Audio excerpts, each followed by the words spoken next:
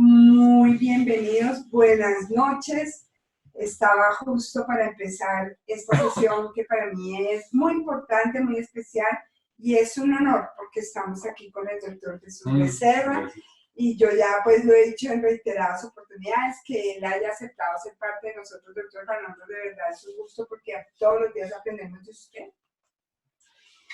Y sin mucho más preámbulo, pues le dejo su café para que tenga su exposición. No, muchas gracias y buenas noches a todos. A ver, llegamos a llamémoslo así, a este espacio de reflexión porque en el grupo vi varias veces al grupo mismo chateando con el tema de indicadores. Entonces, después hablando con María José nos dábamos cuenta que es muy importante aclarar algunas dudas. La verdad, y lo digo con todo respeto, a veces las personas que ejercen el tema de HS hablan desde la norma, desde el debe, y tal vez uno por ser del área de la salud tiene, llamémoslo así, un sesgo en el tema, y muy bien enfocado desde el punto de vista de que finalmente eso es un tema social. Más allá de, con todo respeto, insisto, del debe y lo que me plantea la norma, o si está o no está en la norma, uno en el fondo lo que dice es, oiga, estamos haciendo es prevención para evitar accidentes y enfermos. Yo veo empresas con unas calificaciones de ROC altísimas de más del 95 y con heridos, con accidentes de trabajo, con enfermedades laborales, con muertos. Y eso es un tema que lo debe llamar a uno un poquito como a la reflexión de la coherencia de este proceso. O empresas multinacionales muy respetables, certificadas en la TRINORME, con un evento inválido, con graves, y uno dice, perdón, pero yo trabajo, es una desviación mayor al tema, yo trabajo para que eso no se materialice. Entonces, un poco quería empezar haciendo las reflexiones de que a veces nuestros sistemas de gestión, muy chéveres, pero si yo en realidad estoy materializando el hecho, pues algo no está bien. Entonces, yo puedo hablar de prevención muchísimo, pero si en realidad eso no está sucediendo, pues qué pena, pero mis programas no son asertivos. Y a veces, los enfoques se dan más desde el debe de la norma que desde el principio mismo de evitar que eso se materialice en el accidente. A veces en seguros se habla del riesgo inherente, del riesgo expresado, en fin, de varios elementos que me parece interesante, porque aquí empezamos a hablar más desde lo estadístico, desde lo que uno esperaría que se presentara dependiendo de, y es tan importante esta información que en algunos casos incluso es argumento de análisis por parte de algunas administradoras para hacer algo que se llama suscripción del riesgo. Y por eso algunos sectores económicos son mercado de interés y son nicho para las administradoras, y otras no tanto. Entonces alguien diría que eso es selección adversa, que eso sesga por la forma como evalúan la accidentalidad, pero pues es muy difícil demostrarlo. Pero en el fondo todos sabemos que las administradoras pues enfocan su gestión a aquello que obviamente les es más rentable y lucrativo en el país. Si lo veo bien, las estadísticas, los indicadores, los números que nosotros tenemos, pues tienen que servir para algo. Esto que les traigo acá es una presentación que yo utilizo incluso dándole la bienvenida a los alumnos en mi colegio mayor. Y quiero simplemente decirles algo, y es que cuando llegan los alumnos, muchos llegan pensando en que van a salir muchos unos duros manejando sistemas de gestión, que lo que van a hacer es formalizar lo que ya saben para tener una licencia. Y en el fondo uno dice, oiga, ¿usted está haciendo esto es por eso o porque en realidad tiene un enfoque de prevención? A veces uno escucha y lee el grupo, y el grupo escribimos, todo lo bombardeamos, y ¿cuál es la norma? ¿Y cuál es el decreto? Y que eso está bien, pero tristemente, pues a veces la norma misma se queda corta.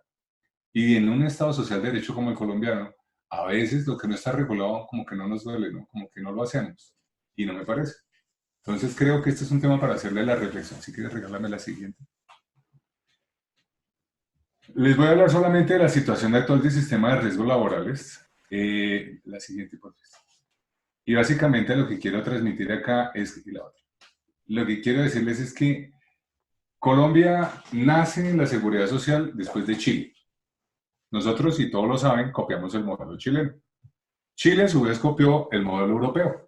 Y en Europa hubo un debate interesante porque habían como dos vertientes, la del lado oriental y la lado occidental.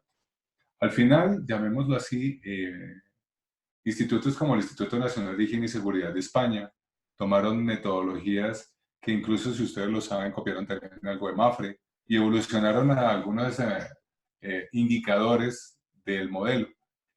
conseguir esta información que ustedes ven, qué camello, porque en Internet los ministerios se evalúan distinto, tienen diferentes definiciones de accidentes de trabajo, hacer este análisis no es tan fácil. Solamente les digo una cosa, nosotros copiamos el modelo chileno.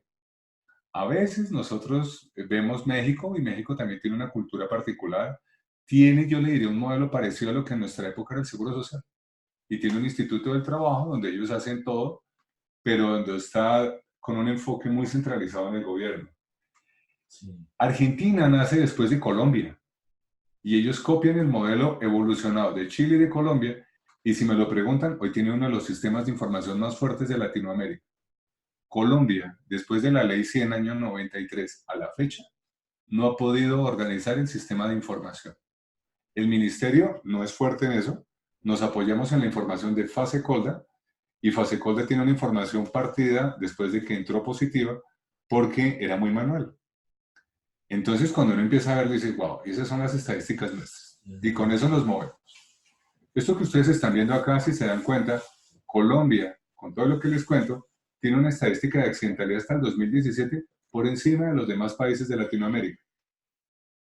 Alguien diría, sí, pero la definición de la CAN cambia de un país a otro, unos meten el ITINER y otros no, en fin. Chile hace una evaluación diferente de las tareas de alto riesgo por la parte minera, cada uno le puede dar un elemento. Pero si uno lo mira objetivamente, así en blanco y negro, Colombia tiene una accidentalidad mayor en Latinoamérica. En ese orden de ideas, uno queda como medio preocupado porque dice, pero estamos hablando del sistema de gestión. Estamos de cara a la 312. Ahorita todo el mundo está pensando, ¿cómo hago para hacer el sistema de gestión? Es que la hay política y no hay compromiso.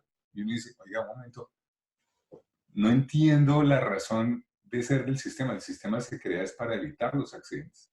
Es como pensar de derecha a izquierda. Yo voy al final, ¿qué quiero evitar? Ahora devuélvase cómo lo hago. En las empresas, muchas empresas, imagínense la accidentalidad de una temporada. Empresas constructoras con sus contratistas, mineros. Entonces, cuando uno empieza a ver la sumatoria de todos estos elementos, uno se da cuenta de que en el país ha faltado una forma diferente de abordaje de la prevención. Porque la verdad es que nuestra accidentalidad es alta. Y eso no es fácil. Si quieres, miremos la siguiente. Este es un cuadrito para saber dónde estamos parados. Entonces resulta que como para que se ubiquen dónde estamos parados, esta información es del DANE, creo que estamos basados en el último censo. Según eso, hay 49.1 millones de colombianos. De eso, nosotros tenemos en edad de trabajar, pues 39,5. Económicamente activo, 25 millones. Ahora es cuando entran las cifras del DANE. ¿Cuál es el desempleo de Colombia y cuántos están ocupados? Por eso el desempleo es tan alto. Mírenlo, el 9.3% cuando cerró el año. Es decir que ocupados hay 23.3. Como para que nos hagamos una idea, significa que 23.3 millones de colombianos sostienen a 49.1. Eso es lo que estamos viendo. Y se va a grabar, ¿no, doctor? No, pero esperen el sesgo. Cuando yo voy al final, yo digo cuánto es la formalidad y cuánto es la informalidad. Entonces uno dice, ¿cuántos son los formales? Si les digo que no hay sistema de información porque el ministerio no lo tiene, me voy para Fasecolda. Entonces Fasecolda, si ustedes lo cogen, le dice que hay exactamente 10.4 millones de afiliados entre dependientes e independientes.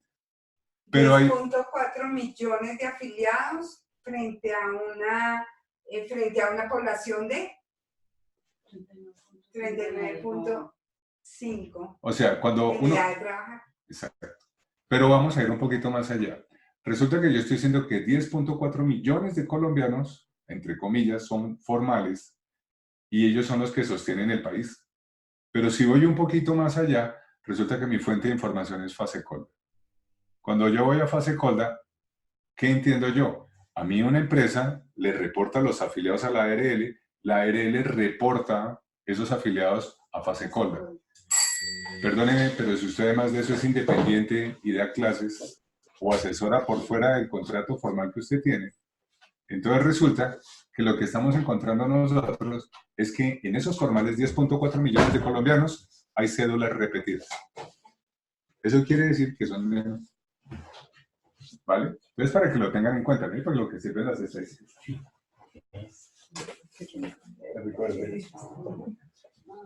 Entonces, aquí viene un poquito el proceso. En Chile, la cobertura del sistema de riesgos laborales es superior al 75%. En Colombia, si ustedes se dan cuenta, con este sesgo es del 46%. Entonces es donde uno empieza a ver, wow, espera un momento, porque entonces es mucho menos la población formal que se encuentra afiliada al sistema de riesgos laborales. ¿Por qué hago todo este tema? Porque es muy importante saber con cuánta población estamos nosotros hablando de este proceso, ¿vale? Eso quiere decir que la informalidad son casi 13 millones de colombianos, según este análisis. Es decir, la señora que vende dulces en la esquina, las padres comunitarias, las personas que tienen entonces todo eso que hablan de los VIPs, que son los que quieren llegar sí, claro, con una nueva cobertura. Eso es el alcance. Y ustedes recuerdan que hace un tiempo el ministerio, buscando crear la cobertura, afiliemos a los taxistas, ampliemos la cobertura de los estudiantes. Ellos buscan ampliar la cobertura, pero es que nuestro sistema de riesgos laborales es excluyente, porque el que no trabaja no tiene cobertura. Entonces es complicado porque además es un poco, para el que no trabaja es costoso. Entonces, si uno lo ve así en ese orden de ideas, nuestro sistema tiene oportunidad de mejorar. pero bueno, pero uno diría, tiene un poquito de lógica en la medida en que el que no trabaja, viendo el sistema cómo se crea a partir del 91 y la diferencia que hay entre los tres sistemas, ¿no, doctor? O sea, hago un poquito el punto de quiebre ahí para entender pues que también tenemos los otros sistemas que cubrirían esa parte. No, yo estoy de acuerdo. Lo que quiero decir es que hoy en día creo que hay muchísima informalidad trabajando, pero igual se exponen a riesgos que no tendrían cobertura porque el sistema en eso es excluyente. Ok. Y finalmente, pues ahí se puede dar accidentes de trabajo, enfermedades laborales, se puede dar todo, pero pues no tienen cobertura. Mientras no haya esa formalidad, todo. Quienes estamos formales, quienes estamos con contratistas, vemos las limitaciones. Imagínense para el informal. Claro. La cosa es bien complicada. Ok. Miremos la siguiente. Lo que van a ver ahí son las estadísticas desde hace un par de años. Perdón, aquí lo que quiero mostrarles es la Organización Mundial de la Salud hace rato nos dijo cómo es que se tiene que hacer prevención. Y básicamente son 4 pilares. Uno son los factores medio-laborales. Eso quiere decir lo que nosotros vemos normalmente en la matriz de peligros, lo que nosotros vemos en los sistemas de gestión, es decir, físico, químico, biológico. ¿Estamos de acuerdo? La clasificación, la intervención, la matriz de peligros. Ese es un pilar. El segundo son las prácticas de salud. Alguien diría, no, es que eso es seguridad basada en el comportamiento. No, la verdad uno diría el tema de comportamientos, ejercicios, nutrición, hábitos, estilos de vida. En estos días uno escucha al gobierno y le dice, no entendemos, y creo que han oído el propio ministro de Hacienda decir, no entendemos cómo aumenta el desempleo pero sube la producción. Perdón. Emerson está esperando que le aceptes. ¿Hay alguien esperando aceptación? Bueno. ¿Emerson dentro? Sí. Bueno, entonces, ¿por qué hago el comentario? Yo solamente les digo una cosa, en un país que habitualmente ustedes escuchan tantas empresas que se están reestructurando, Sí. tenga la seguridad que el que se queda adentro le toca trabajar por 2 o por 3. Entonces lo que nosotros a veces evaluamos es el ausentismo, pero no el presuntivo. La gente trabaja más de las 8 horas de jornada laboral. Entonces ahí empieza otro elemento que uno dice, wow, estilos de vida. Debería tener 8 horas, pero entonces la gente dice además, no, espérese porque yo no me voy, yo no voy a salir temprano, hay patear la lonchera. Entonces mire que hay elementos que incluso en la forma de laboralizar, pues complican un poco el proceso. Si uno le agrega, uno dice, oye, ¿cuándo fue la última vez que yo fui a ver una obra de teatro? ¿Cuándo fui yo a cine? ¿Cuándo uno llega y comparte otro estilo de vida? Y uno mira Europa y uno dice, oiga, esta gente sale temprano, sale, camina, disfruta, pasea, disculta. Aquí no. Aquí nosotros, el sistema de transporte da otra calidad de vida. Lo que ustedes quieran, todo eso va pegado ahí. Entonces lo digo es porque muchas veces nosotros vamos pegados a la matriz de peligros, pero hay otros elementos que nos pegan en la prevención.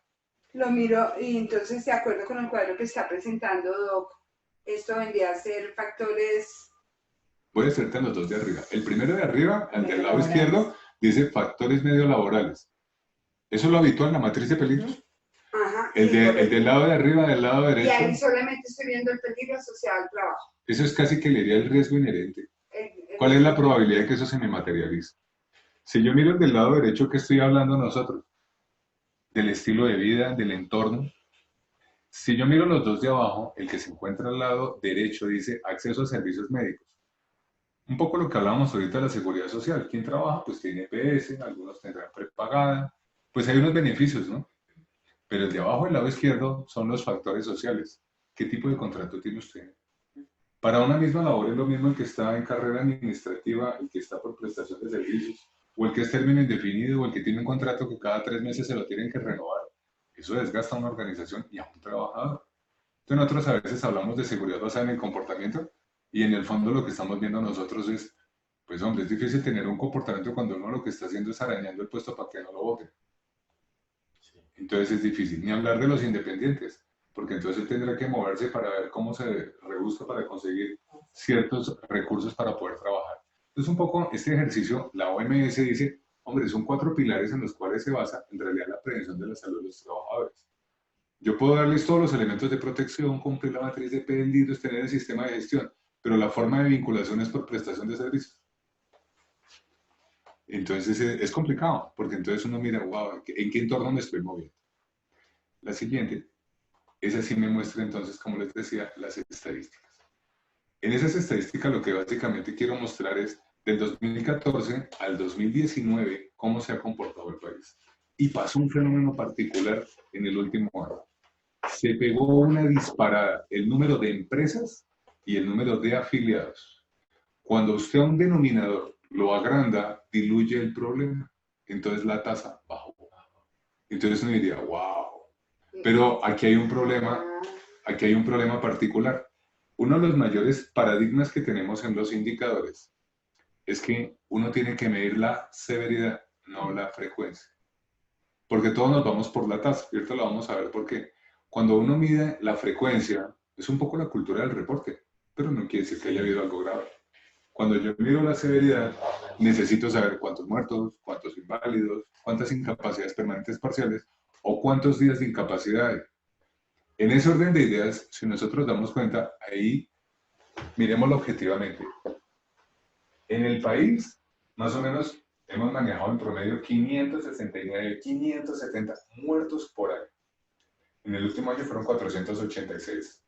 Los inválidos, 564 en el último año. Y este es un país que genera aproximadamente 600.000 accidentes en promedio año. Eso es, creo que un tema para entrar a revisar efectivamente. 600.000 accidentes en promedio año. Mucho. De acuerdo. Ahora, uno tiene que ver, y eso que estamos basados en la definición, estos son los casos que están aprobados, aquí no estoy diciendo los que están objetados, los que se peleó en junta, esto es solamente lo que se calificó como de origen laboral.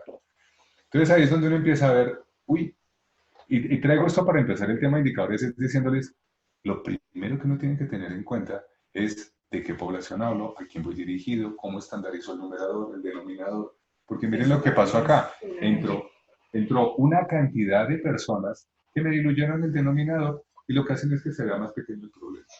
Pero en el fondo uno dice, oiga, yo en promedio manejo más o menos el mismo número de muertos, de accidentes, siendo como muy, muy ácido.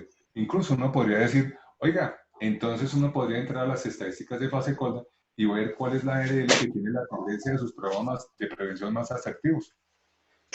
Insisto, uno tiene que ver severidad, no tanto la frecuencia, porque pueden haber administradores que tengan muchos accidentes, inválidos, y uno dice, o sea que los programas de prevención están atacando la severidad. Cuando yo me focalizo en la tasa de accidentalidad solamente, pues es medio perversa la medida de control porque es inducir a que no reporten tanto para que no hayan tantos eventos. Entonces, tiene un juego de interpretación. Entonces, con base en esto, aquí sí quisiera entonces entrar un poquito ya al tema del indicador como tal. El indicador hay varios tipos, y ahí para la presentación es más de explicar. En el indicador básicamente uno tiene un numerador, un denominador. En el denominador, más bien, el numerador hace parte del denominador.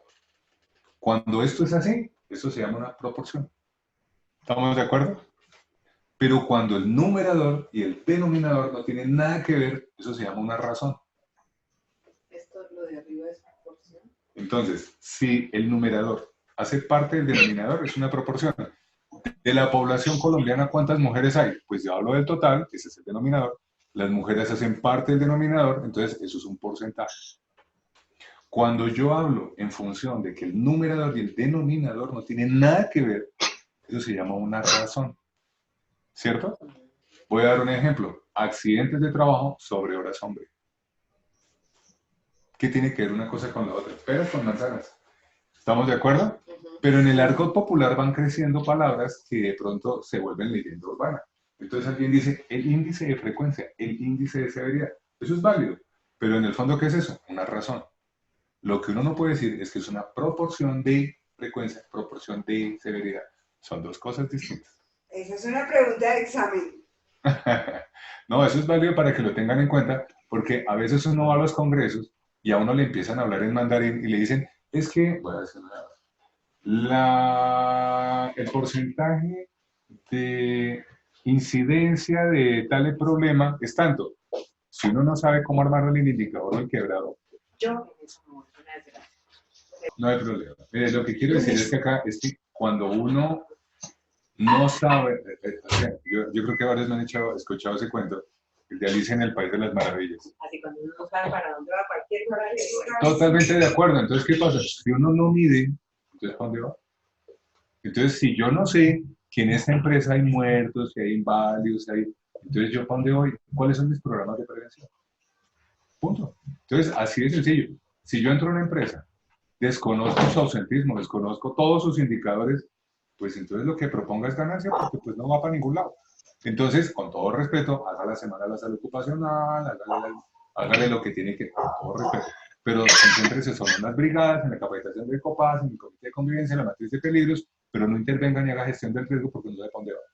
Entonces yo creo que el punto de partida crítico, porque es que, insisto, yo me voy al debe de la norma. Entonces el debe de la norma no hila tan fino. Y si me voy a la 312, tenaz, porque me pone unos indicadores que queda uno como medio aburrido, porque dice, oiga, muy pobre, viendo el ministerio lo que pide. Pero bueno, peor, manda un concepto que no es fácilmente armable. Entonces ya les voy a decir por qué. Queda claro que una proporción, el numerador hace parte del denominador, y en una razón, numerador y denominador nada que ver. Queda claro que el ejemplo es horas hombre versus accidente. Exacto, y eso es un índice de frecuencia, un índice de severidad. Si no, vayan a la norma que tiene contexto. El índice de frecuencia y el índice de severidad Son razones. Son razones. De resto no lo es en función de proporción. Ahora, hay un elemento adicional que son las tasas. La tasa, en realidad, es una razón en función del tiempo. Es decir, así es. ¿Eso qué quiere decir? Que en el denominador yo pongo es tiempo. Entonces, no es loco llegar y decir una tasa de frecuencia, una tasa de severidad, porque ¿qué estoy haciendo yo? Evaluando precisamente en un periodo de tiempo qué pasó. ¿Eso qué es? Índice de frecuencia, índice de severidad. Si somos lógicos en ese orden de ideas, entonces uno puede decir número de accidentes sobre X tiempo. ¿Estamos de acuerdo? Uno puede llamar a eso una tasa porque está en medición de tiempo y ya. Pero cuando uno lo tiene así de claro, dice, ok, me queda claro, eso es una razón, eso es una tasa en un periodo de tiempo. Ahí vamos claro. La tasa es una razón en un periodo de tiempo. Exacto. Si ustedes cogen la circular unificada del año 2004, el ministerio le pide a las ARLs que semestralmente les reporten la tasa de accidentalidad. Y la fórmula es una proporción. Conclusión, el ministerio mismo conceptualmente genera un error. Entonces, ¿qué hacemos? No, entiéndeme en algo, porque es que, claro, pero es que ahí vienen varios paradigmas. Porque uno llega y dice, Micho, voy a decir algo diferente. Gracias a Dios no todos los auditores saben epidemiología. Porque entonces uno llega y le coge, venga para acá y le da 3 vueltas. Pero si uno lo mira bien, estos temas son conceptuales. Entonces dice, ¿cómo es posible que el ministerio mismo lo haga? Pero si el hombre cerca el tema, pues me parece nada. Porque es que el criterio jurídico me parece que le aporta, pero yo no puedo legislar lo técnico 100%. Y ese es un tema muy sensible. Entonces cuando uno ve la cosa dice, qué pena, pero ahí hay un sesgo. Conclusión. Insisto, las proporciones, y mire que casi que estoy dejando la proporción sola, y en el otro lado estoy diciendo el índice, la tasa, la razón, van en otro combo. Ok, visto así, entonces, ¿qué nos interesa a nosotros? Las proporciones me van a decir cuántos accidentes hay por cuántos trabajadores, como un poquito lo que nos estamos viendo aquí en el tema de Pase Colda, donde estoy diciendo es básicamente, mire, de tantos trabajadores, mi porcentaje de accidentalidad es tanto. Las ARLs, y eso es bueno que lo tengan en cuenta, tienen un discurso particular. Porque cuando yo hablo de la tasa de accidentalidad, a veces estoy hablando del porcentaje de accidentalidad. Entonces, ¿qué los invito a yo? Cuando a mí me digan, dígame la tasa, pare, dígame cómo armó la fórmula, para que yo entienda qué me está evaluando. Porque es que le dan a uno 3 vueltas y uno al final dice, eso es con contratistas, eso es sin contratistas, usted me está incluyendo terceros. Voy a hacer un ejemplo, no voy a decir cuál ARL, pero ellos llegan y dicen, su sector económico tiene una tasa de accidentalidad por encima de la media del sistema. ¿Qué sucede?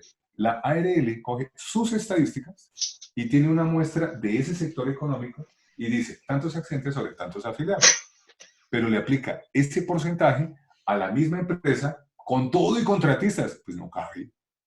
Necesariamente el cliente va a tener más accidentalidad y ya eso no lo hace comparable, pero dice que usted tiene una tasa alta. Ya miramos la 312 para poderlo entender. Entonces, quiero que me entiendan algo. Lo primero que uno tiene que hacer, si me lo preguntan en una organización, ¿qué haría yo? Yo entro en una organización y yo debo hacerle esa autoevaluación para saber cómo está en su sistema de gestión.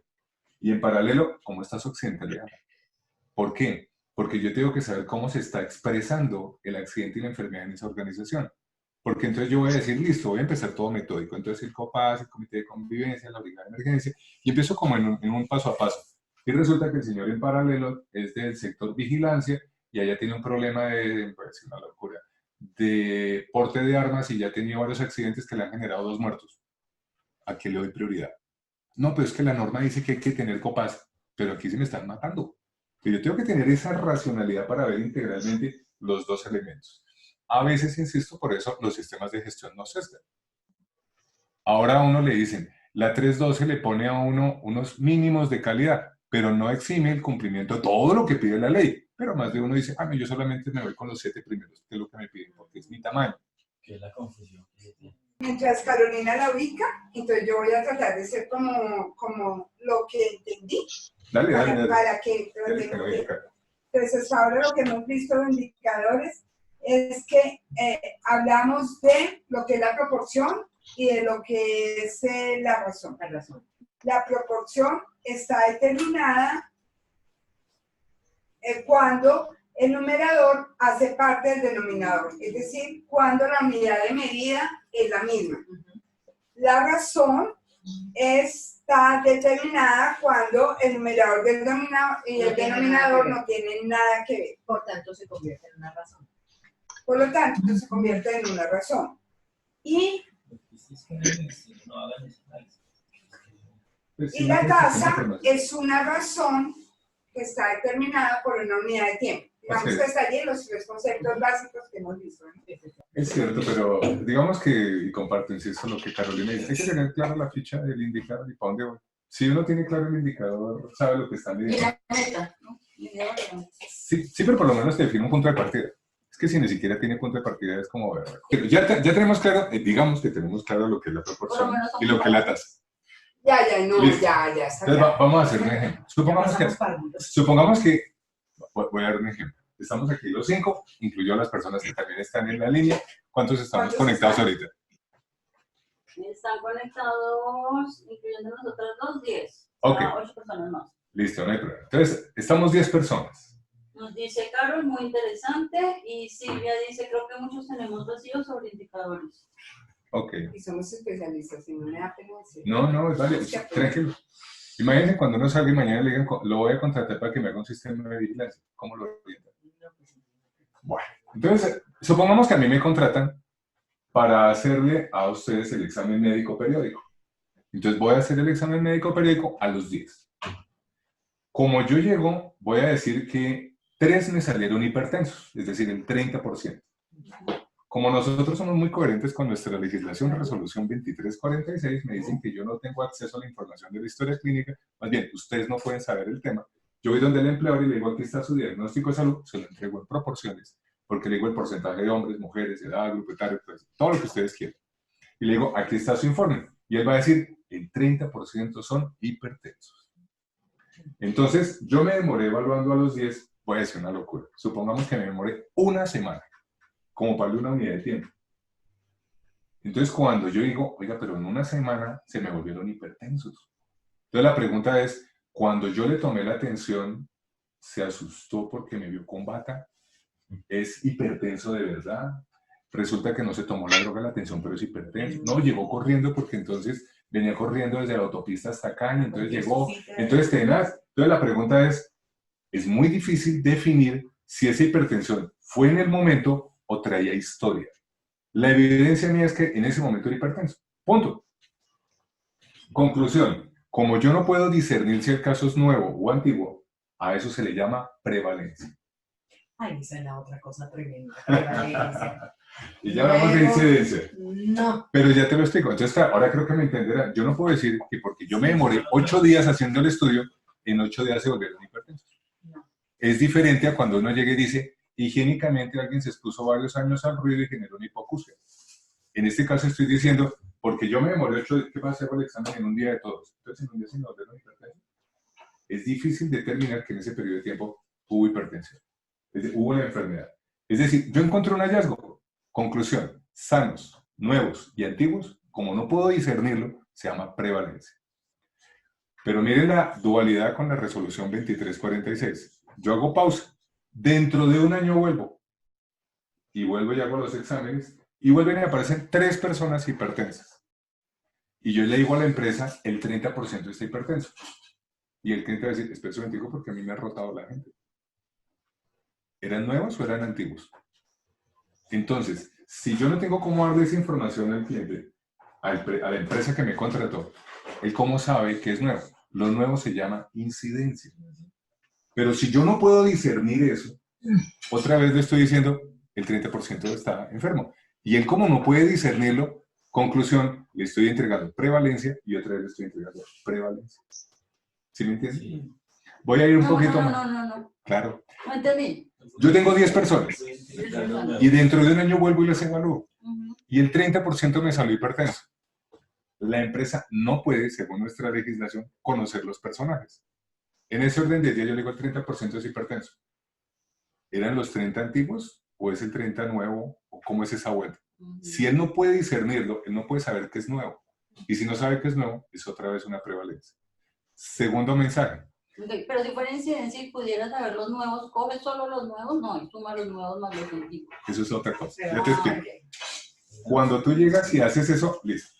Segundo, me imagino que algunos nos han hecho exámenes médicos periódicos. Perdón, cuando yo estoy hablando del diagnóstico de salud, porque estoy hablando que lo tocaste, digo, a mí la IPS en su obligación de entregarme diagnósticos de salud, de acuerdo con la 2346, me va a entregar exactamente cuando dice general, porque esa es una pelea que dan muchas empresas, dicen, no, yo necesito que usted me especifique. No, esa es una tarea que ya vendría a hacerse, como ya nos explicarás eso, ¿cierto? Ok. Para poder medir eso también. Claro. Si la empresa no tiene médico, si no hay un consentimiento firmado por el trabajador, no pueden tocarlo. Así de sencillo. Se necesita un consentimiento de acceso a la historia clínica, dándole el poder no solamente para hacer el procedimiento, sino para poder manejar el tema en un sistema de vigilancia. A veces los consentimientos que veo se quedan cortos, porque solamente dicen, yo le dejo que usted me haga el examen médico periódico, chévere, pero yo no le estoy diciendo que utilice la información con sistema de vigilancia. Wow. Ok, o sea que es una sugerencia. Sí. Y es Claro. que en esos consentimientos informados vaya que autorizo que me haga el examen, autorizo que me haga las pruebas, que eso es la autorización independiente, porque no es solo el examen general, sino las pruebas, y autorizo que esta información sea utilizada Para los sistemas de vigilancia y todo. de los... Ok. Ok. Entonces vamos a dar un ejemplo. ¿A ustedes les han hecho exámenes médicos periódicos? Yes. Cuando les hacen el examen médico periódico, el que hace el periódico, el tamizaje, lo que sea, ¿tiene el examen anterior? Y entonces, ¿cómo sabe que estaba donde estaba enfermo? Sí. Conclusión, el diagnóstico de salud que entregan también es una prevalencia. Si yo no tengo acceso a la historia clínica anterior, no lo puede. Cuando uno tiene un paciente hospitalizado, ¿qué hace? Bueno, coge la historia clínica y lo evoluciona. Conclusión, veo toda la información, uy, este señor se le bajó, se le subió la temperatura, le pasó, pero tengo una trazabilidad del proceso. Cuando yo tengo un examen médico periódico de tipo ocupacional, yo debería tener acceso a la información anterior para decirle, uy, el señor se le está deteriorando la audición, no, el señor está mejorando. Pero si simplemente le hago una audiometría, pues sí, salió X resultado, pero como no tengo contra qué compararlo, se vuelve otra vez una prevalencia. Conclusión, uno debe asegurar que quien haga los tamizajes tenga acceso a la información anterior para llevarle, llamémoslo así, el video. Porque si no son fotos aisladas y sobre Bueno, prevalencia, pero prevalencia, ahí en prevalencia. ahí en ese caso lo que, la forma en que uno se asegura de eso es que sea con la misma institución, que la persona, o los exámenes se hagan siempre con la misma IPS, ¿no es cierto? Para que haya esa posibilidad de información. Claro que se supone que ellos son los que tienen la custodia pues, de las... Yo estoy Sí. totalmente de acuerdo. La pregunta es si en campo, en terreno, en acción, eso pasa. No, es muy Entonces, complicado. si quieres... Siempre lo estamos No sé haciendo por con la qué. misma IPS, pero yo creo que el doctor está tocando un punto que es clave y es si eso El se está médico. haciendo, si el médico está cogiendo, por ejemplo, la historia clínica y todo para Y lo mirar hace eso con- y lo hace como Con tiene toda que la de la ley. Totalmente Muy de acuerdo. difícilmente. Yo lo veo denso, además que le dicen tiene 15 minutos para evaluar un Sí. paciente, eso usa el Sí. trote, entonces como comparo el Ese uno es con el el tema. otro. Entonces, a veces, y lo digo con todo respeto, sacrificamos calidad por plata. Entonces, si el examen cuesta 10.000 pesos y ese es más barato, entonces hágalo. Sí. Ok. Si quieres, vamos a la página 34. Tranquila, ese documento también se los dejo, es del Ministerio de Indicadores, del Sistema de Gestión. Si estás grabando, copiando. Está copiado. Ah, devuélvela, devuélvela. Si no estoy mal, es Esa este. tú Este no es el la de los das, ¿cierto, María? indicadores. Y esa no la das, ¿no? Pero Ok. aquí no. Entonces, vamos a hacer el de prueba. la 1111. O el de la 032. Sí, Este es de la 1111. este es el de la 1111. Pero quiero ir primero a los conceptos que me están poniendo ahí. Si ustedes miran la primera columna, dice severidad de accidentes laborales. Si ustedes lo miran bien, ¿qué me está diciendo a mí? Que está evaluando es con unos criterios qué tan grave fue. Es decir, los días de incapacidad sobre los números de trabajadores, y aquí lo multiplica por 240, pero la 312 luego lo multiplicas por 100. Mire la diferencia. En la 1111, esto era en realidad una razón. Si ustedes lo miran en la versión 312, es una proporción. Eso marca una diferencia. Si ustedes miran la frecuencia, pues me está cogiendo el número de eventos sobre el número de trabajadores, pero me llama la atención es cuando dice, bueno, la mortalidad, pero miren lo que es el cuarto y el quinto. Dice prevalencia de la enfermedad laboral, incidencia de la enfermedad laboral. Con eso que les acabo de decir y con este ejercicio, entonces lo primero que usted está diciendo es, wow, ¿y yo cómo saqué la prevalencia? ¿Y cómo saco la incidencia? Me tengo que ir a campo y decirle, esto es casi que es pregunta de auditor, ¿usted cómo me asegura el control sobre la incidencia? Porque es que yo estoy diciendo, es que los casos son, ¿usted cómo sabe que el caso es nuevo? ¿Cómo le diagnosticaron? Primero, si no tiene acceso a la historia clínica, ¿cómo le entregaron el diagnóstico de salud para detener la incidencia de la enfermedad? Pero como es enfermedad laboral, a la empresa sí le notifican cuando se detecta mucho, cuando ya le dicen que es una enfermedad laboral. La pregunta es cuando yo la reporto o cuando la Junta lo dice. Hasta cuando ya Ay, esa es otra pregunta. Generalmente cuando está estructurada y cuando a ti te lo dicen formalmente, pero es de la seguridad social. Pero si tú me lo preguntas, voy a ir un poco más allá. Esta es la punta final de un sistema de vigilancia. Entonces yo hago una pregunta. Si yo tengo un enfermo que ya se materializó y tengo una incidencia, ¿qué pasa con todos los expuestos sometidos a eso? ¿Qué control tengo sobre eso? Ahí me devuelvo a sistemas de vigilancia, porque digo, ese señor es un caso centinela y todos los demás que hacen lo que él hace, ¿qué pasa? Entonces, lo que digo es que creo que los indicadores a veces es un tema medio tabú, medio lejano, y lo tenemos un poquito distanciado, pero en el fondo uno lo mira y uno dice, wow. Y creo que invito, olvídense a 1111, olvídense en 312. La pregunta es, si se mide la incidencia, ¿estoy midiendo bien la incidencia? ¿Qué estoy buscando? Sí, apareció un nuevo enfermo, wow, sí. ¿Y qué? Pero ¿cuál es su gestión? ¿Qué hay detrás de ese? Ese es un caso centinela. Ah, no, pero eso no lo pide la norma. La norma solamente me dice que yo un indicador y el indicador dio 1 sobre 100. Ah, listo. Pero no, nada, yo llevo el indicador. ¿Sí me entienden el punto? Lo que quiero decir es que el indicador es la punta del iceberg. uno tiene que irse detrás y decir, perdón, ¿y entonces cuántos accidentes o enfermos hay detrás de, porque si este Por se materializó, exposición. claro, y los contratistas y los que están expuestos y las partes interesadas. Me voy al último, ausentismo. Si ustedes lo miran bien, es un porcentaje. Número de días, si no estoy mal.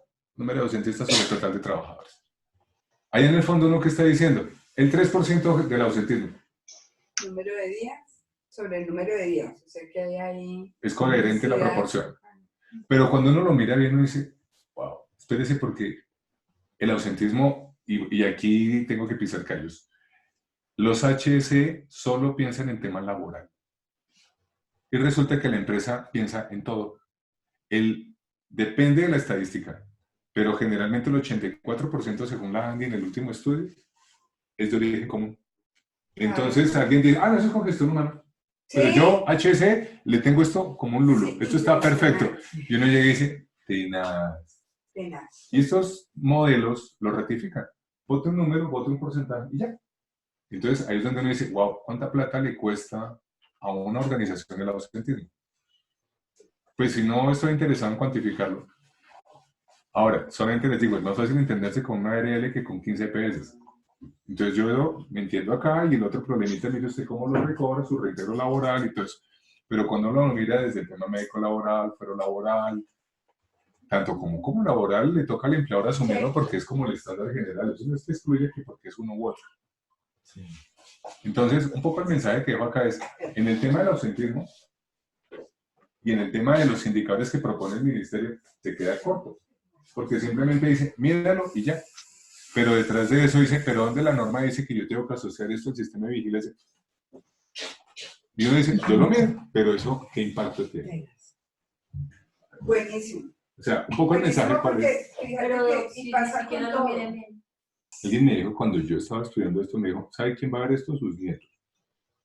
Porque es un proceso cultural, es un proceso evolutivo, hay que hacerlo. Pero yo sí creo que uno tiene que evolucionar el tema porque los empleadores, y seamos sinceros, mientras uno no le toque el bolsillo, es difícil que él entienda el por qué esto es una inversión.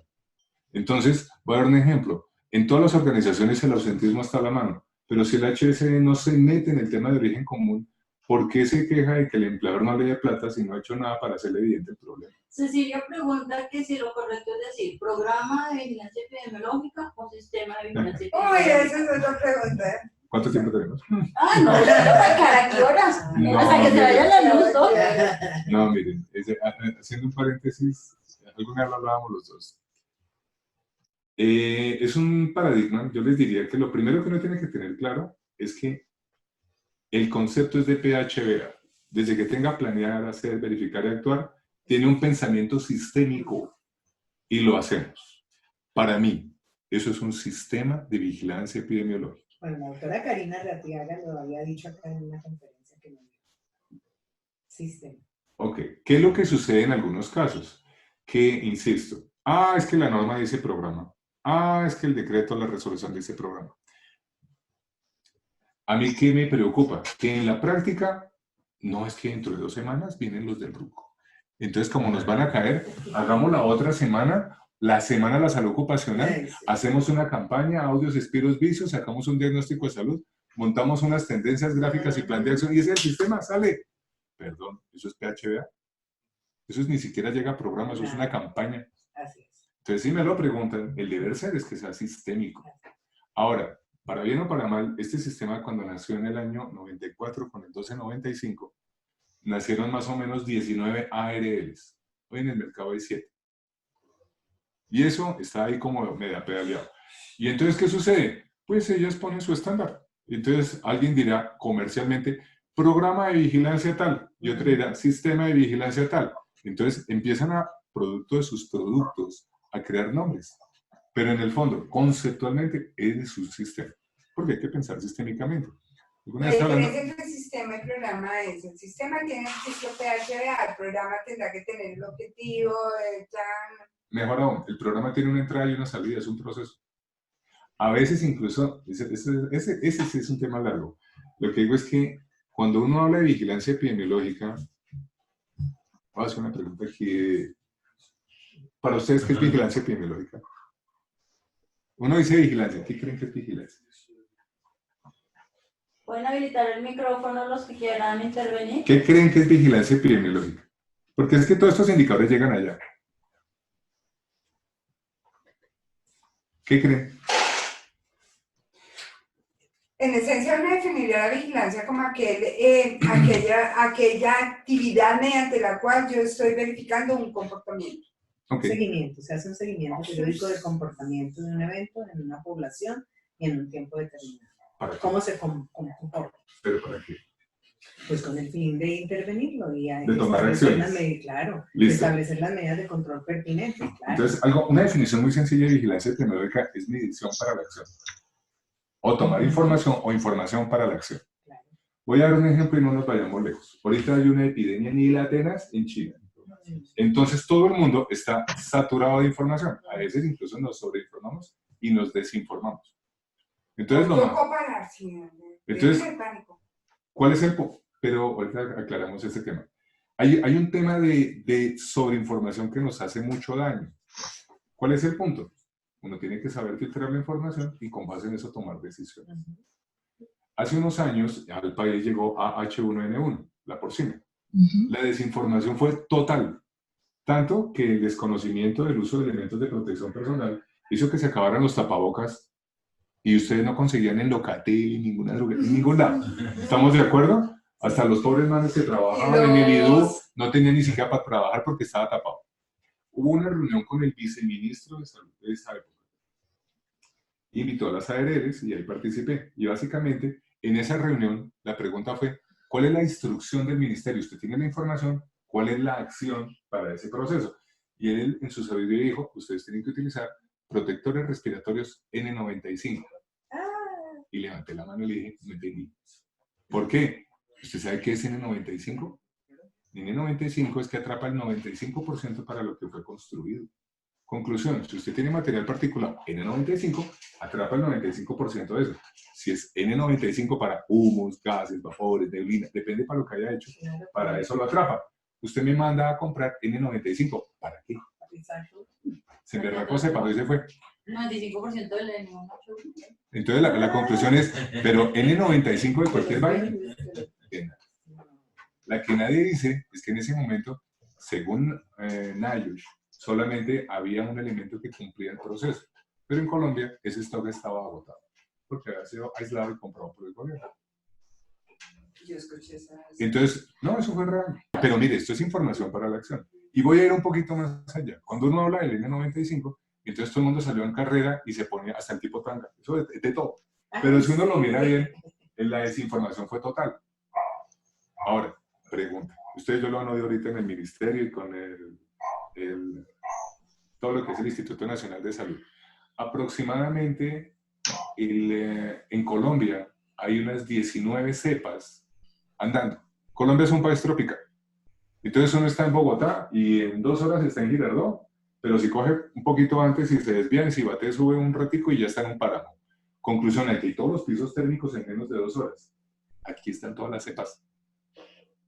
Obviamente aparece una nueva cepa de origen animal, que hace una migración, que hace una transformación, y mientras nosotros nos adaptamos, pues va a haber un proceso que lastimosamente ahorita se está viviendo, que el cuerpo tiene que adaptarse y recibirlo y adaptarse a ese proceso. Cuando uno lo mira así, uno dice, ¿cómo así? Entonces, actualmente en Colombia, por hablar de algo específico, ¿muere gente por resfriado común? Sí, claro. Dependiendo de la cepa, se hace el proceso. Entonces, cuando yo me pongo la vacuna de la influenza, ¿qué me están diciendo? Hacen un estudio a nivel mundial y le dicen, la cepa que más se mueve es esta. La conclusión, la cepa que se debe vacunar es esta. Pero le quedan las otras 18 donde le puede dar gripa. Y hay gente que dice, yo me vacuné y eso no sirve para nada. Pues claro, porque le dio cualquiera a las otras. Pero la que está de moda está vacunado contra esa. La que está de moda, pero no necesariamente la que me puede impactar por el sitio donde yo vivo, por las Estamos en circunstancias donde Colombia. yo vivo. ¿Y los laboratorios dónde se mueven? En Europa, en Estados Unidos. ¿Y ellos qué hacen? Pues allá están en zonas donde hay estaciones, donde tienen otro comportamiento. Pero mire que al final vuelvo al punto. Todo esto es vigilancia epidemiológica. Con base en una información se toman unas decisiones. La otra pregunta sería, ¿la vigilancia epidemiológica a uno le han formado de que es un criterio que existe para las enfermedades? ¿Estamos de acuerdo? La prueba es ahorita un resfriado. Pero si es un sistema de información para tomar decisiones y ustedes tienen un sistema de protección contra caídas, con base en la información ustedes no toman decisiones. Oiga, no, la arnés está dañado, hicimos una auditoría y los permisos de trabajo no están bien diligenciados, ¿cuáles son las medidas correctivas que salieron después del accidente? Eso no es. Ok, entonces la vigilancia epidemiológica atiende tanto a accidentes como a enfermedades. Eso es un cambio de paradigma. Hay escuelas de ingeniería que se paran en la raya y dicen, no, eso no es verdad. La gestión del riesgo es para accidente y la vigilancia es para la parte de enfermedad. Pero si me lo preguntan conceptualmente desde la OMS, vigilancia es un sistema de información para tomar decisiones. Entonces, yo con base en la información puedo definir algo. Lo que pasa es que normalmente nos vamos más como por ciertas escuelas y nos va diciendo cómo es el concepto. Yo creo que aquí el ejercicio de la foto final es, primero, uno debe conocer dónde está parado en la empresa. Cuántos accidentes, cuántos enfermos, cómo es ausentismo. Puedo dilucidar si el caso es nuevo, si no es nuevo, si solamente estoy lleno de prevalencias. Y cuando ya tenga como esa masa de información, siéntese y mire qué indicador puede armar. Porque a veces uno parte desde la fórmula y sale a buscar, eso aquí no existe, eso aquí no hay, eso. Haga la vuelta al revés, aquí qué información hay. Y con base en eso reconstruya qué puede hacer. Porque entonces ahí es donde uno empieza a decir, wow, aquí hay todo un camino para armar. Cuando uno tiene claro el final, hace algo de derecha a izquierda. Me voy al final, ahora sí devuelvo así. ¿Qué tengo que hacer para mejorar eso? Pero cuando uno arranca de aquí para allá, pues ahí va tumbo en tumbo a ver cómo llega. Y hay empresas que tienen muy buenos sistemas de gestión, documentales, pero con alta accidentalidad y de pronto no le están pegando. Entonces, cerrar con algo para aclararte los dos. Supongamos que, ¿se acuerdan que yo les hice el examen a los 10? La primera vez hice 30% hipertensos. Conclusión, tengo mi prevalencia. Cuando yo vuelvo dentro de un año, yo ya sé quiénes son mis 3 hipertensos, los dejo aparte, mido los otros 7 y quiero que mis otros 7 estén sanos. Si llegó nueva gente a la organización, los incluyo porque para mí se supone que los contrataron sanos. Porque si alguien se enferma o lo contrató ya enfermo, o es una persona que durante el tiempo de exposición se me enfermó. Ese caso, ese sí es incidencia. Entonces, voy a ir un poquito a lo que tú decías, coja el 3-11, el 11-11, coja el 3-12 y hágalo. Mire que yo no estoy más allá de la norma, estoy diciendo, cojo la misma población y aíslo los de prevalencia. Al segundo año, ¿qué hago? Cojo los casos y digo, apareció un caso nuevo. Pero esto es incidencia y esto es prevalencia. Yo no puedo cruzar peras con manzanas. Entonces me voy a un tercer ciclo. ¿Estamos de acuerdo? Porque este primero, segundo, voy al tercero. Y voy al tercero y digo, vuelvo a medir, ¿pero qué mido? Incidencia. Claro, entonces, los nuevos. Casos nuevos. Total, si hubo, si no hubo, porque yo ya sé quiénes son mis antiguitos y yo ya voy llevando los nuevos. Conclusión, si se dan cuenta, para poder marcar una tendencia, yo necesito haber hecho una primera prevalencia y 4 incidencias. Si yo tengo 5 ciclos registrados, puedo marcar una tendencia. Antes no. Porque con 2, eso va para arriba, eso va para abajo, eso es plano, ¿cómo está? Yo ya tengo que ver 4 ciclos de incidencia para poderlos comparar. Entonces ahí es donde uno empieza a ver cuál es la tendencia, eso va para arriba, va para abajo, mejoró, dónde se está presentando, para poderlo entender. Tú eres la abogada. ¿Dónde la ley dice que los exámenes son anuales? No. ¿Listo? Ese es un harakiri que nos hemos hecho todos. No. Sí. Sí, no. Entonces, la primera pregunta es, ¿cuánto tiempo se demora una persona en enfermar? Y si uno coge gatizo, dependiendo del nivel de exposición, depende la periodicidad del examen. Entonces yo puedo decir, uy, aquí los monitoreo cada 6 meses. Entonces yo puedo hacer esos ciclos en 2 años y medio. Sí. No, yo estoy trabajando en el túnel de la línea y resulta que según Gatizo me dice a mí que yo debo hacer las espirometrías cada 3 años. Ok, listo, 3 por 5, 15 años me voy a demorar en hacer esto. Entonces la pregunta es, depende de la latencia de la enfermedad, que es el periodo en el cual yo me enfermo, depende de la periodicidad con la cual voy a hacer eso. Depende de la latencia y la exposición. Claro. Los dos, Lo que pasa es que la variables. exposición te orienta mucho a la latencia. Alguna vez yo estaba hablando con Diana Cuervo, se acuerdan en el grupo, que yo le decía, es que lo mejor es la latencia. No, la latencia es un poco inespecífica. Eso es válido. Pero es lo único que tenemos hoy en día porque epidemiológicamente uno puede aproximar cuánto tiempo me demoro yo en condiciones X a enfermarme. Eso me determina la periodicidad del examen.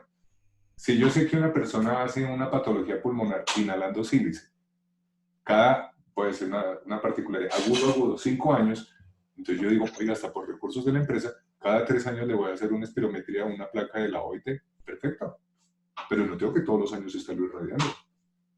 Pero es con criterio.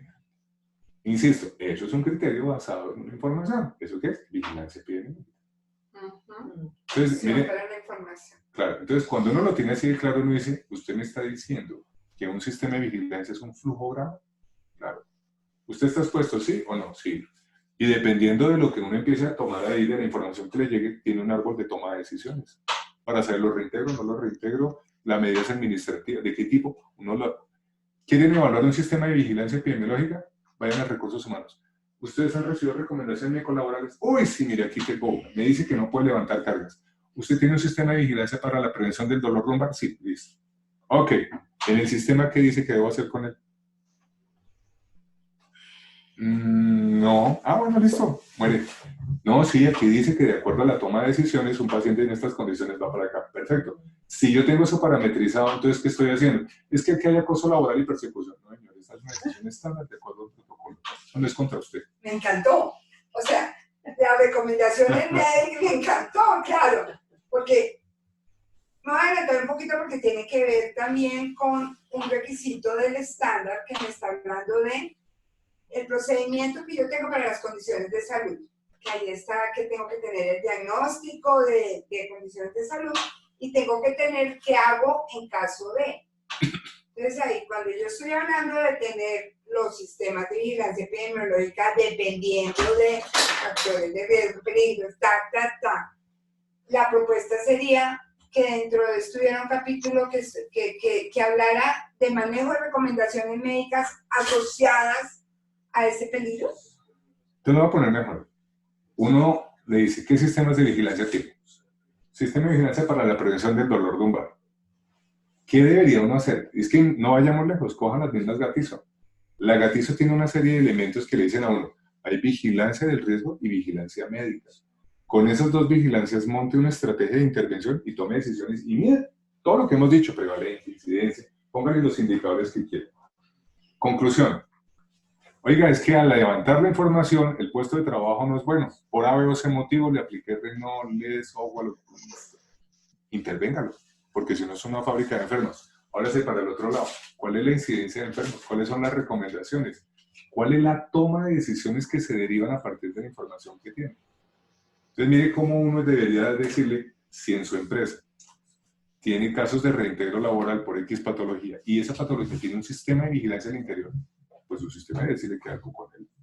Porque toma decisiones. Si este es el problema, aquí es el que hago. Si no lo dice, pues reevalúes el sistema Pero digamos que cuando hay una restricción, por ejemplo, no puede levantar tanto peso, es como más claro.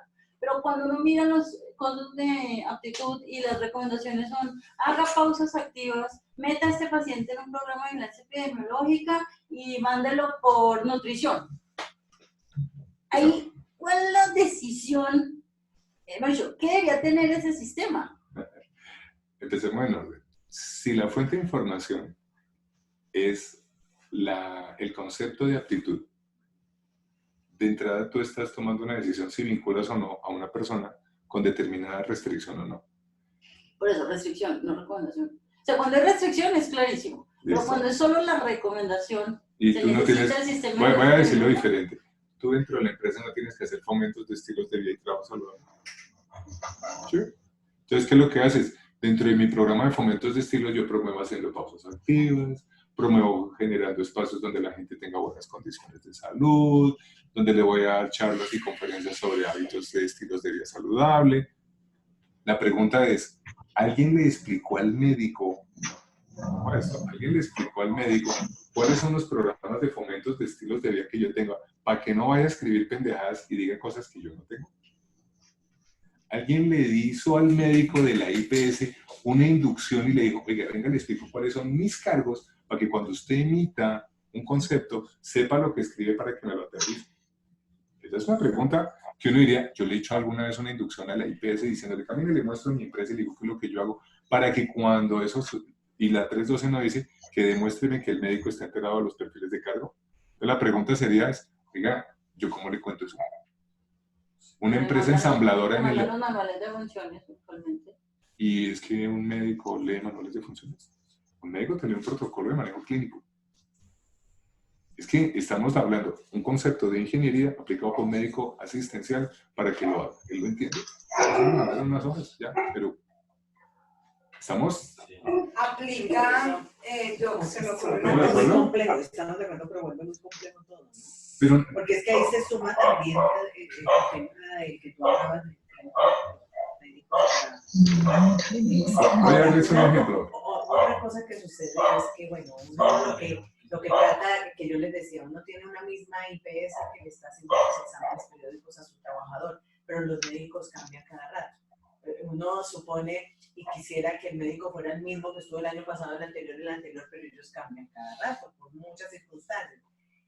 Lo que uno normalmente hace es anexo a la orden de los exámenes y contar un poco la empresa, ¿no es cierto? Es mandar las descripciones de cargo. Voy a La matriz de contarles, peligro, ¿no? voy a contarles una Pero sí experiencia. tienes razón. Pero no, eso no lo hace un médico laboral, no lo debe hacer un médico laboral. Por tanto, el médico laboral se supone que debe entender esa matriz de peligro. Eso ratifica porque el médico tiene que tener licencia. Ok. Vamos por partes, como ya que les explico ahora. Resulta que aquí en Bogotá hay una empresa ensambladora de vehículos y es robotizada la planta. Pero hay ciertos puntos de soldadura que no son fáciles. Hay muchísimos problemas osteomusculares en esta empresa. Entonces, primera decisión, contratar a un médico especialista en seguridad y salud en el trabajo, deportólogo. Entonces, ¿qué dijeron? Quiero que el médico me haga un acondicionamiento físico de la gente para que de una vez haga el enfoque que es. Y yo, me gustó la idea. Un futbolista es un deportista de alto rendimiento. Y es que un trabajador que haga todo 8 horas soldadura no es de alto rendimiento en su operación. Tiene mucha lógica haber contratado a un deportólogo. Después de eso, entonces el deportólogo montó hasta gimnasio en la empresa, montó muchas cosas, y resulta que el día que se le accidentaba a alguien, iba a una clínica X por la Avenida de las Américas, y resulta, no voy a decir cuál, pero el cuento es que llegaba allá, y un día decían, ese tobillo le vamos a dar 3 días, después no le vamos a dar 10, le vamos a dar 20. O sea, la misma patología evaluada por diferentes áreas en el mismo servicio no tenían igualdad de criterio. Eso pasa. Él llegó y dijo, wow, yo lo entiendo porque uno dice, no es lo mismo un cuello de pie a los 18 años que a los 40, que a los 50, porque entonces las condiciones cambian la recuperación. Pero con todo y eso, no, esto no está bien. Aquí viene un poco el tema. Él llegó y llamó al jefe del departamento de ortopedia y le dijo, oiga, ¿a usted no le gustaría conocer mi ensambladora? De verdad, claro, buenísimo. Invito a todos los médicos de su departamento, claro, a un desayuno y hacemos recorrido. Listo. Entraron, hicieron un recorrido de 1 hora, miraron cómo era el proceso. Ay, pero mire que no se agacha, mire cómo es la operación, mire. Se sentaron, pasaron al desayuno. Cuando ya estaban en pleno desayuno, dijo, bueno, señores, ahora sí, ustedes los llevan a contar lo que los trae. Unifiquemos un criterio de manejo de discapacidad. Y unifiquemos el criterio de manejo de discapacidad. Porque fulano de tal le da 10 días, usted le da 5, usted le da 20. Pongámonos de acuerdo. Se miraron todos, no tiene toda la razón. Y de ahí sale un protocolo. Esa es una forma, a su estilo. Otra empresa, y creo que puede aplicarse a las áreas y yo vaya cuando tengo un trabajador. Pero nos salimos un poquito del tema de indicadores, como Sí. se darán Sí. cuenta, ahora volvemos. Mi pregunta, estaba diciendo primero que excusa, nos salimos del tema de indicadores, ya volvemos, pero yo aprovecho como este paréntesis muy interesante que se está planteando aquí, y es, le pregunto yo al doctor, si esto aplica también para que las empresas vayamos hacia las ARLs y hacia las CPS cuando se están dando casos de discusión, de recomendaciones y de restricciones. Por lo mismo, porque entiendo yo, por ejemplo, me llega una restricción donde me dice que el trabajador no puede subir escaleras, y como hay una restricción, entonces estoy ahí con el tema de estabilidad laboral reportada, pero resulta que mi empresa es de una planta, es de un piso. Entonces yo digo, ok, es una restricción que le aplica a él en la calle, pero no me aplica en la empresa porque aquí no tiene escaleras. Entonces, pregunto... Digamos que por eso es que las ARLs, yo diría ni siquiera las ARLs, las que fungen como intermediarios, los que hacen a veces, buscan este tipo de espacios para dirimir controversias y por eso nacen algo que se llaman las mesas laborales. Entonces se van a una reunión con la empresa y dicen, sentemos y entregamos el caso, señor médico laboral, explíquenle a la empresa en estas condiciones cómo aplica o no aplica su recomendación. Ya ves que se han hecho ajustes precisamente por eso que tú dices, porque no aplican. Ok. Volviendo al tema de indicadores, aquí hay un tema que me parece que lo leí en el grupo y es algo que se llama la norma OSHA 300. Resulta que en Estados Unidos ellos trabajan mucho la norma OSHA 300. OSHA es el instituto gubernamental que rige en Estados Unidos los temas de seguridad y salud. Tiene un brazo que se llama NAICS, que a través de ellos es que hacen, llamémoslo así, la medición y el seguimiento a las empresas. Cuando uno lo mira bien, OSHA es una forma que en el sector petrolero utilizan bastante para la medición del trabajo y sobre todo estos indicadores. Hasta aquí lo que hemos visto es 312. Si ustedes miran incidencia, prevalencia, ausentismo, frecuencia, severidad. Cuando estamos hablando en modo OSHA, ellos hacen algo diferente. Frente a un evento, frente a un accidente, ellos llegan y dicen, uy, se machucó. Sí, pero no fue grave. ¿Sabe qué? Démosle una atención primaria, démosle un primer auxilio. Y pare ahí. Otros llegan y dicen, no. El machucón fue muy duro, pero ¿sabe qué? Pongámosle lo que se llama trabajo restringido. El señor ya no puede hacer lo habitual, pero lo vamos a poner a hacer otra cosita, pero no. Y lo peor que le puede pasar a una empresa es que lo incapaciten. Porque entonces, cuando lo incapacitan, eso se llama lost time. Conclusión, está perdiendo tiempo y eso es grave. En Colombia, nuestra legislación ve en blanco y negro. Nosotros vemos, ¿está o no está incapacitado? Y esa zona gris la han querido meter en nuestro país porque llegan y dicen, no, pero el señor está fracturado. Fracturó una pierna. Sí, pero puede sacar fotocopias. Pero puede sacar fotocopias o hacemos teletrabajo. Entonces el señor, porque, con todo respeto, pareciera que pesa más el indicador que el criterio de pertinencia médica. Si el señor está fracturado, pues está fracturado. Pero entonces les parece un poco denso llegar, no, eso es un trabajo restringido porque la operadora me va a castigar el ILI y eso me va a afectar mis indicadores y eso es gravísimo. Tenaz. Entonces a veces inducimos a hacer algo que se llama trabajo restringido o primer auxilio, como tratando de contener que me lo incapacite, pero si toca, toca. Entonces es muy importante eso, porque muchas veces pues el criterio del indicador pues pesa mucho y a veces no es tan entendible, pero porque le dieron 3 días, porque le dieron 5, pero el señor iba caminando, pero entonces al pisar se metió una puntilla, pero eso con isodina, eso sale, eso cuál es el problema, y hay que ver finalmente qué fue lo que le pasó para ver si eso no es pertinente la fractura o el tratamiento de una incapacidad. Un poco todo esto es para decirles, OSHA es una versión gringa creada con unos estándares norteamericanos que obviamente las operadoras multinacionales han querido operar aquí en Colombia. Pero que obviamente aquí en Colombia empiezan a ver que riñen. Las AR les dicen, el señor está fracturado, se incapacita. No, tenaz, ¿por qué no hacemos trabajo restringido? Pero entonces, versión colombiana, ellos no lo llaman trabajo restringido a veces, sino lo llaman reintegro laboral progresivo, o RLP. Entonces lo que hacen es, no, pero no lo incapaciten, y mándelo aquí despacito, le hace un reintegro despacio, no lo mande a su trabajo. Si el señor está fregado, pues que saque fotocopias o que simplemente haga otra cosa. Eso es un riesgo porque finalmente pues tiene un problema de salud. ¿Vale? Entonces, uno no puede trascender los derechos de un trabajador. Si está enfermo y tendrá que tener eso bajo control. Entonces es bueno para aclarar porque toda la gente dice, uy, OSHA es buenísimo. Sí, tiene una metodología, tiene todo un reporte, tiene todas unas características, pero pues en unas condiciones totalmente normativas diferentes, con unas reglas del juego diferentes. Y el otro tema que uno ve así, pues es la aplicación de esa forma de medición. Entonces, es diferente para nuestra legislación. ¿Vale? Sí. Ok. Esa era una solicitud de un cliente mío, Doc, mil gracias por la calidad, pero ya veo para dónde iban. Y también voy entendiendo porque uno se ¿Qué encuentra estaba con diciendo? esos Que casos. adoptaras la metodología. No, él me estaba pidiendo la norma. ¿No son ricas? No, yo creo que con eso ya... Constantes. Pero sí, Las yo famosas. queremos saber de constantes. Sí. Lo que sucede es Y que... la variación que tuvo con la 312. Eso. Ok, ¿qué es lo que sucede? Ya tenemos claro el quebrado. Ya sabemos numerador, denominador, y ya vimos que eso es un porcentaje o una razón. Ya. Así es. ¿De dónde sale el bendito, la bendita constante y cómo la interpreto? Esa vaina, eso para mí es griego. Ok.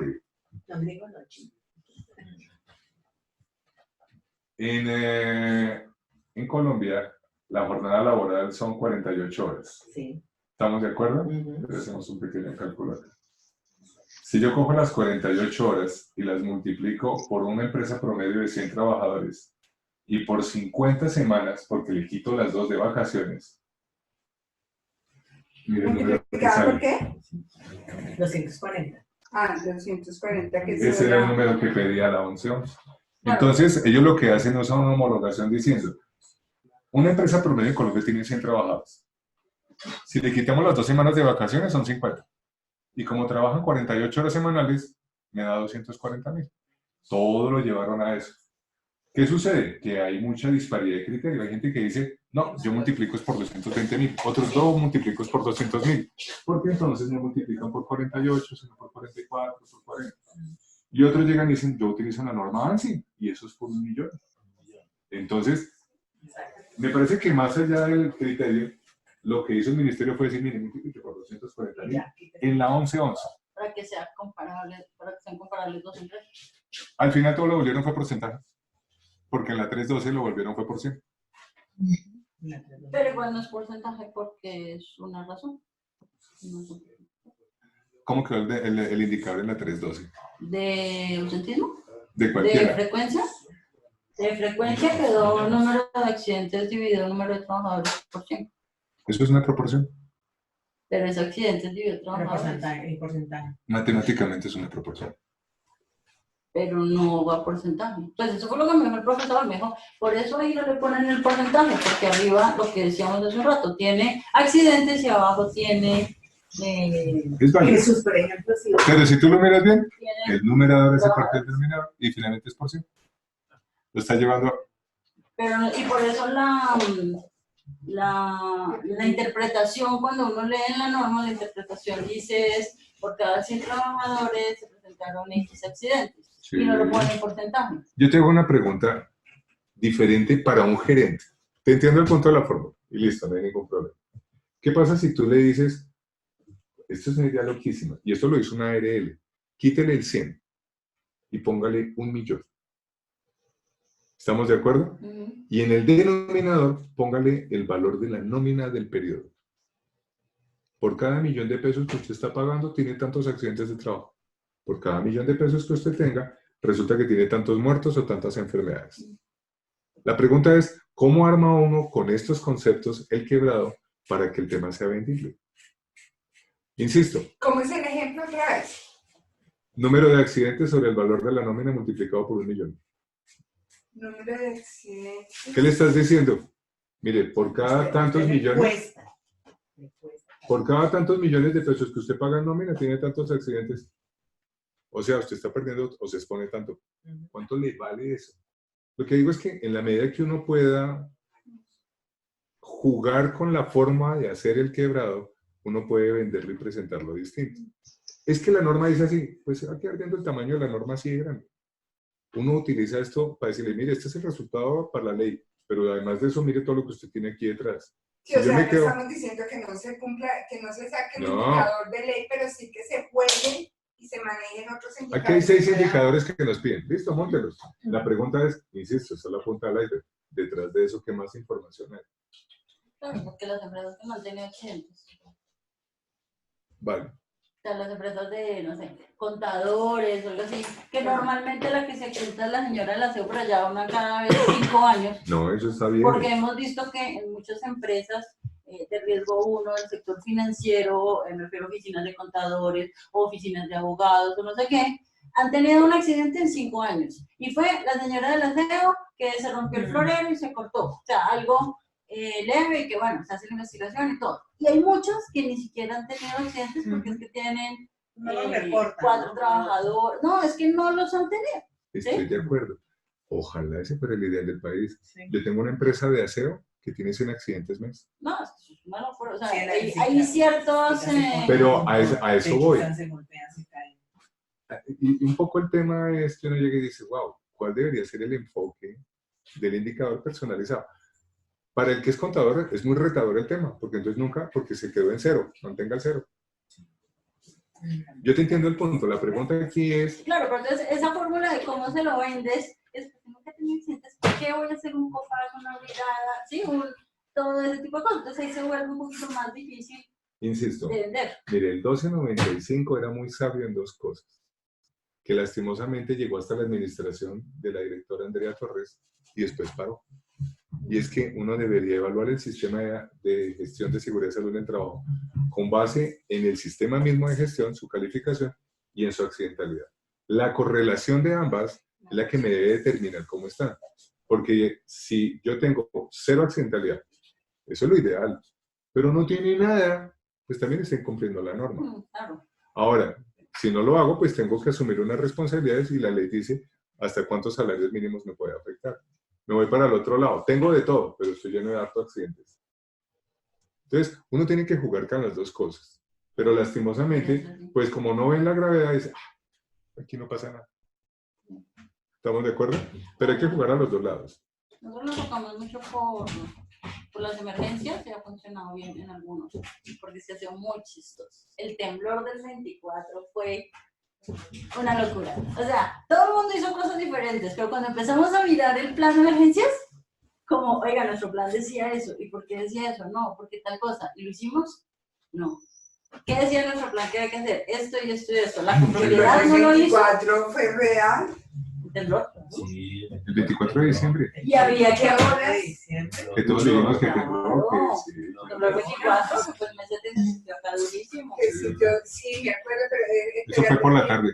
Eso fue por la tarde. A las Antes Camilo Villarreal Ay, sí. estaba en el camarote, Sí. fue que se Es dijo, cierto.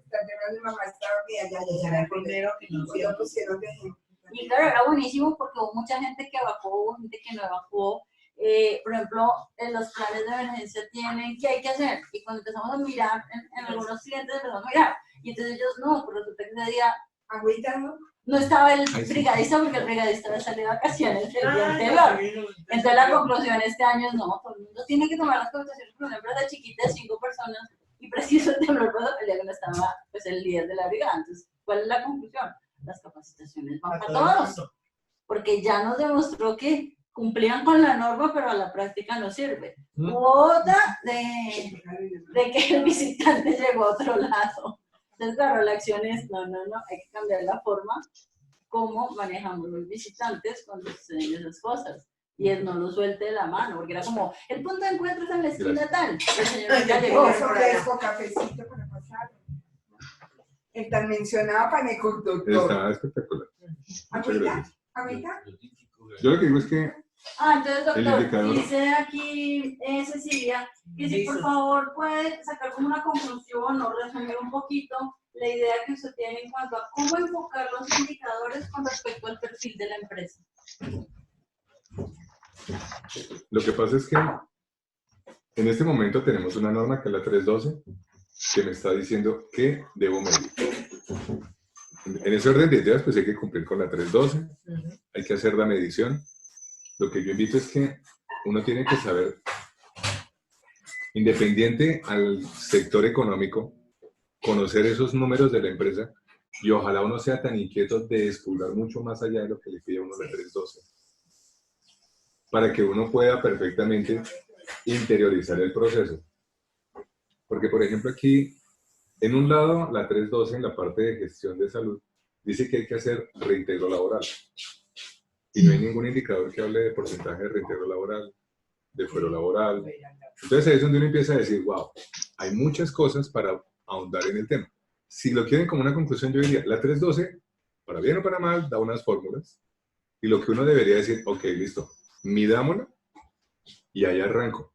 Y ahí nace mi meta. Pero tengo que tener claro qué mido, cómo lo mido, cuál fue mi fuente de información, porque a futuro ese va a ser mi estándar para poderme comparar.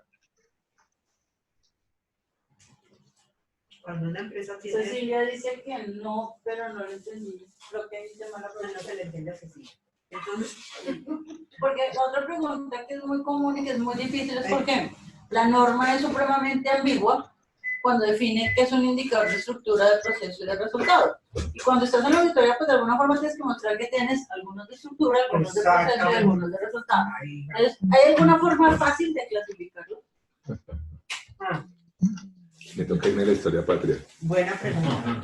Buena pregunta. Antes de que existiera la ley 100, las personas que nos formaron eran del Seguro Social. Y había un profesor, No fue. Rebolledo, ¿no? ¿Cómo era? Ay, se me escapó Carlos ahorita. Ferrín de Tinto. El del Seguro Social.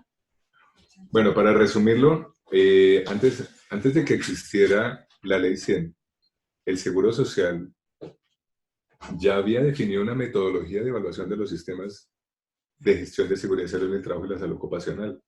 En el país existían 3 cartillas para pequeña, mediana y gran empresa. Y dependiendo de eso, cada cartilla le decía estructura, proceso e impacto. Antes de la ley 100. Sí, claro. Sí.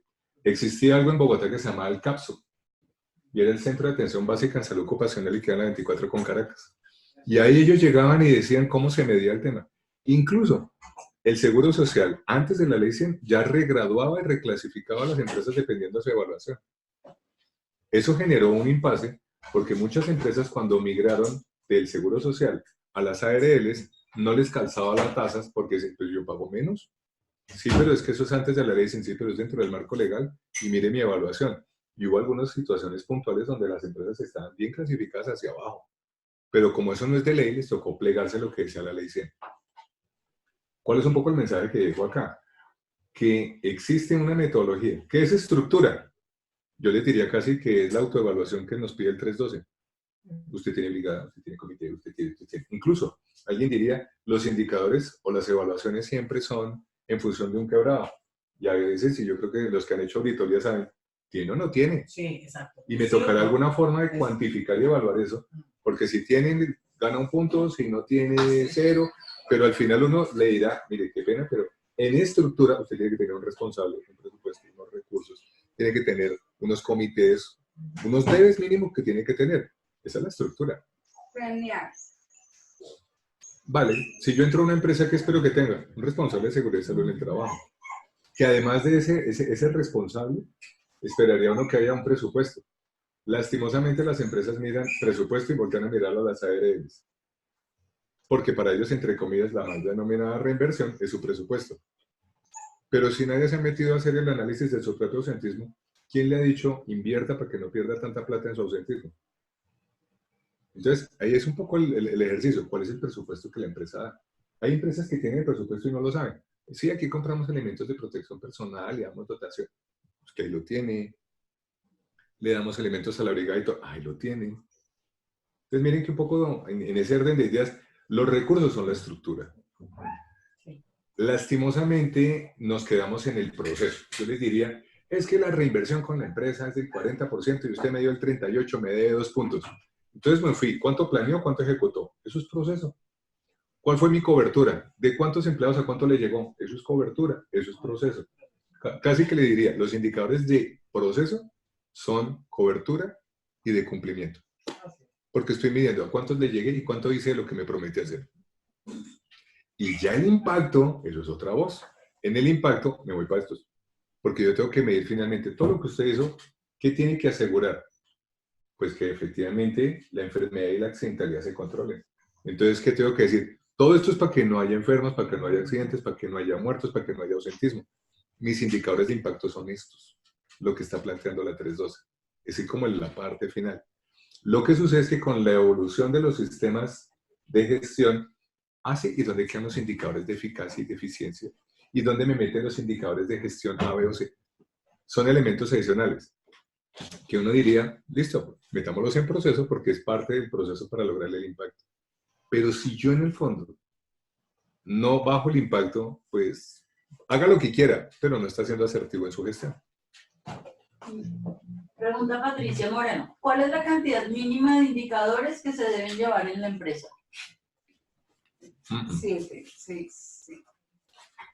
Para bien o para mal, la 312 está definiéndonos unos indicadores, creo que son 6. 6, creo. Ok, punto. La pregunta es, ¿cuáles son los indicadores que se consideran suficientes en la organización? Yo conozco empresas que tienen balas scorecard, tienen unos tableros y miden todo. Y miden tanto que están, llamémoslo así, esclavizados al indicador. Alguien me decía, mire, no mida 20 cosas, mida 2, pero que sean las que recojan lo que usted necesita medir.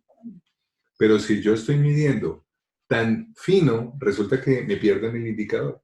Yo necesito saber qué mido, por qué lo mido. Voy a dar un ejemplo. Si yo voy a medir el ausentismo, puede ser muy grande, pero yo puedo medir el ausentismo de origen común, de origen laboral y el de origen no médico. Punto. No me estoy enredando con tal. Pero dice el no médico, ¿sí? ¿Cuántas personas piden permisos? ¿Cuántas personas se van y eso son 2 horitas, 3 horitas? ¿Eso dónde queda registrado? ¿Cuánto pesa el de origen común? Contablemente uno diría, ¿cuánto recupero de lo que yo debería recobrarles ante las EPS? No, es que el ausentismo, voy a dar un ejemplo, en este momento asesoro una empresa. El ausentismo el año pasado costó 3.000 millones de pesos. El ausentismo. El 50%, el 50% es recuperable. Es decir, que el 50% restante no. Yo no sé cuántas empresas tendrán la disposición de decir que 1.500 millones de pesos no lo recuperan. Pero es donde uno dice, ¿por qué no lo recuperan? No, se venció, es que la incapacidad tiene una vigencia de 3 años, si está transcrita, pero si no está transcrita es 1 año, entonces me venció la incapacidad, yo no la cambié, entonces esa plata se perdió, y que no pasa nada. Entonces la pregunta es, ¿yo qué mido? Si me lo preguntan, la pregunta sería, pónganse en un norte claro, para que no le pase lo de Alicia, y definan a partir de ahí qué quieren medir. Porque es que uno se puede también a medir todo y entonces se pega una pérdida. La otra pregunta de Silvia es, ¿cómo comparar los resultados de esos 6 indicadores, particularmente de los resultados del 2018 con la 1111 y ahora con la ficha técnica de la 312? No son comparables. Porque son, primero, fórmulas distintas. Yo ahí vuelvo al punto. Estoy muy pegado a la norma y no al deber ser. Porque si me voy a la norma, dice, en el 2019 me medí con el 1111. Luego nació el 312, entonces me voy a medir así. Y a partir de ahora me voy a ir con el 312. Pero entonces, ante una auditoría me toca tener el de la 1111 y el del 312 para no incumplir la norma. Pero si uno fuera objetivo, uno dice, hombre, si yo tengo evidencia y puedo hacer un estudio hasta retrospectivo, monte el 312 para atrás. Si yo puedo. Para que uno, claro. Si yo puedo sacar La pregunta la es, tendencia. insisto, si estoy pensando solo en la norma, pues cumpla eso y punto. Si estoy pensando en hacer prevención, arme su propia información retrospectiva para definir una tendencia y no espere a futuro a hacer 5 ciclos, sino ya tiene la información, ármela. Lo que pasa es que, insisto, ¿el programa está montado es para cumplir un sistema de gestión o está pensado para hacer prevención? Sí. Cecilia pregunta, en la pregunta anterior, que ella había dicho que enfocar los indicadores con respecto al perfil de la empresa, que cómo podría hacerse el indicador con respecto a que no hay un indicador de reintegro laboral. Toca construir el proceso. Lo que pasa es que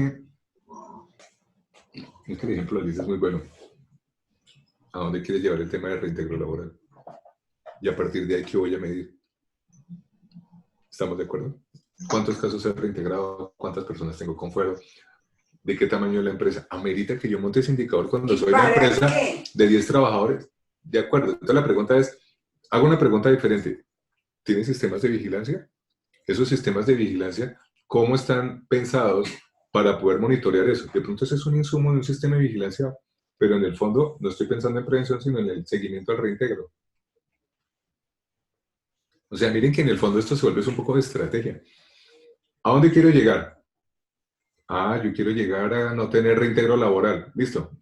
Estoy lleno de casos de reintegro. Habrá una época donde mira de pronto mucho reintegro y habrá un momento donde ya se muera porque cumplí la meta. De pronto hasta los indicadores tienen una vigencia, no quiere decir que eternamente lo midas y ya llega a un punto 0,0000. Entonces, quítelo porque ese no es. No tiene que evolucionar en ese tema. La pregunta del millón es, ¿a dónde quiero llegar yo? ¿Qué quiero medir? ¿Cuál es mi norte? El norte más importante de todo este sistema es bajar accidentalidad y ¿Y enfermedad. por qué no le preguntas a Cecilia eso? Y Cecilia, ¿por qué la pregunta del reintegro? Pudiera Cecilia abrir el micrófono si quiere. Sí, Cecilia, puedes preguntar si quieres El micrófono. en el micrófono. Es que parece que no tienes micrófono. No me deja reiniciártelo, pero tú puedes habilitar el micrófono y hacer la pregunta verbal para que quede más clara la pregunta en caso de que no se haya interpretado bien lo que escribiste. Le haces clic en el microfonito y puedes hablar.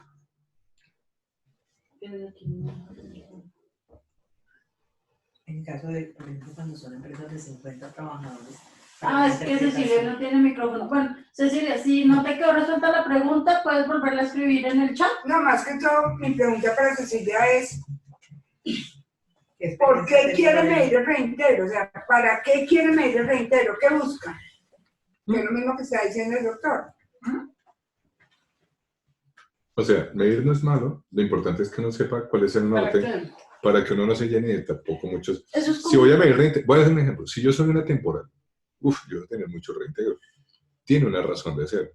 Si yo soy una empresa de vigilancia, claro que tiene una razón de ser. Porque yo estoy lleno de guardas y todos con reintegro y donde me meto yo un guarda. Claro, pero si yo soy la empresa que tú me decías de contadores, ¿para qué le meto un indicador de reintegro si son 15 personas de clase de riesgo 1? Pero sigue la pregunta. ¿Cuál es el contexto en el que estoy que amerite que yo En lo la mida? empresa de servicios temporales estoy midiendo el reintegro, que es todos los días, pero también lo estoy midiendo para sacar de allí un programa o un sistema de manejo de los reintegrados, pero al mismo tiempo para evitar reintegros. Es como, ¿qué es lo que quiero? Voy a dar un ejemplo. Si yo caracterizo los que reintegro, puedo darme cuenta que como temporal, voy a hacer una locura, el sector metalmecánico me está colocando muchos casos de reintegro. Es posible que yo como temporal diga, no me interesa a futuro conseguir contratos con usuarios que me pongan casos de reintegro, sino voy a redireccionar mi estrategia de negocio a otro sector porque aquí pierdo plata. Miren cómo la vigilancia ayuda a la estrategia de negocio. Inclusive por empresa, yo lo viví en una mesa laboral, que era cada mes con una temporal, con un cliente específico, lo que dice el doctor, así, igualitico. Entonces lo que yo dije fue, pensaría que lo que debiéramos hacer es pensar si ese contrato con esa empresa vale la pena, que nos está llenando de problemas. Así es. Pero es que muchas veces la causa está en que hacen muy mal las investigaciones. O sea, las investigaciones de accidentes y enfermedades son tan malas que obviamente no formulan buenos planes de acción porque está mal identificada la causa.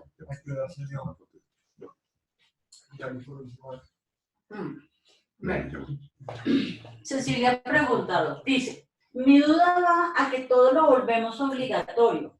Por ejemplo, tengo una empresa que tiene todos los indicadores del decreto 1072 y todos los indicadores de la resolución 0312. Lo que pasa es que ahí sí diría, tú eres tú eres la ley, pero es la ley. O sea, a veces uno dice, de nada es que tengo que montar todo eso. Bueno, voy a decirlo diferente. Lo peor que le puede pasar a uno es hacerle una consulta al ministerio. Porque él contesta. Y lo peor que le puede suceder es que conteste, porque cuando él contesta lo compromete a uno. Entonces, en ese momento uno dice, ¿será que es bueno o lo dejo a interpretación? Porque a veces hay posturas. Ustedes se dieron cuenta, en estos días salió el comunicado del ministerio diciendo lo de los APTs. Entonces, ¿qué es lo que está diciendo el ministerio? A partir de ahora se ratifica, porque eso no es nuevo, que las ARLs no pueden hacer APTs. Entonces, cuando uno habla con las ARLs, la ARL dice, uy, buenísimo, me quita accesibilidad encima. Le digo, qué brutas. Porque resulta que ahora la empresa tiene que hacer APTs, no lo va a hacer con su calidad, sino con lo que encuentre en el mercado. Y como va a pagar 3 pesos, no va a pagar lo que usted paga. Después no se queje de que esos casos se van a la junta de calificación y diga, la empresa le manda a decir que esta enfermedad laboral, porque la evidencia es mala. Entonces yo creo que los riesgos de este tipo de cosas es que el ministerio le pone unas reglas del juego y dice, cúmplalas. 1072, 312. Ahí no hay nada que hacer, Cecilia. Ahí no hay nada que hacer. No hay nada que hacer, además, sobre la base que hemos venido diciendo y que ya de alguna manera se mencionó, que los estándares mínimos y la ficha técnica de la 312 es lo mínimo. Y el 1072 es una norma superior que tiene que cumplirse y que no podemos desconocerla ni siquiera por temporalidad. Porque hay gente que le decía, no, pero es que la 312 es posterior. Ah, sí, pero es diferente, porque no nos podemos olvidar de la pirámide legal. Entonces, De acuerdo. toca Por ejemplo, uno también ve mucha gente que tiene planes de trabajo respetables, pero un camello, porque para cada actividad del plan de trabajo le tienen un indicador, que además nunca calculan. Ay, sí, eso es. Por eso digo, Y uno hay establece ya indicadores tontos, indicadores. hay indicadores de, hay política, sí, no. Entonces, no este año, y en el 2016 es sí, y todo el año está en sí. ¿Y para qué o sea, qué decisión importante va a tomar ahí? Eso Pero sí. es válido, porque es un indicador el que mide la doctor, política y que cumple con Que un está dentro de la artículo del estructura. 10. el doctor yo ya le estoy viendo cara de que tiene que irse. Yo no Sí. quiero que se me vaya sin que, primero dar las gracias, Doc. No, Creo que el tema gracias por quedó todo. muy bien tratado. Me comprometo a hacer los movimientos necesarios también para llevarlo a nuestras voces de seguridad y salud y trabajo para hablar del tema también.